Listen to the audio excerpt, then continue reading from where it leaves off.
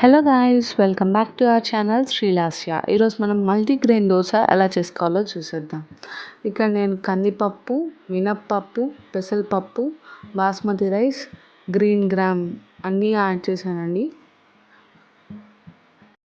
Basmati rice ప్లేస్లో మీరు brown rice అన్నా యాడ్ చేసుకోవచ్చు. నేను ఇక్కడ బాస్మతి రైస్ ఎందుకు యాడ్ చేశానంటే అది తక్కువ క్యాలరీస్ ఉంటుంది కాబట్టి అది యాడ్ చేసుకున్నాను. రైస్ ఎందుకు యాడ్ చేస్తామంటే జస్ట్ దోశ క్రిస్పీగా బాగా వస్తుంది అనేసి యాడ్ చేశాను. నెక్స్ట్ ఓవర్ నైట్ సోక్ చేసి పెట్టేసుకున్నానండి. నైట్ సోక్ చేసుకొని మార్నింగ్ మిక్సీ పట్టుకుంటున్నాను. 3 to 4 చిల్లీస్ యాడ్ చేశాను. కరివేపాకు, కొత్తిమీర, జీలకర్ర, అల్లం అన్నీ యాడ్ చేసుకొని మిక్సీ పట్టేసుకొని మనకు కావాల్సిన కన్సిస్టెన్సీలోకి ప్రిపేర్ చేసేసుకోవాలి. కొంచెం సాల్ట్ యాడ్ చేసుకుందాం బ్యాటర్లోకి. యాడ్ చేసుకొని బాగా మిక్స్ చేసుకొని ఎంచక్కా హెల్తీ దోశలు ప్రిపేర్ చేసేసుకుందాం.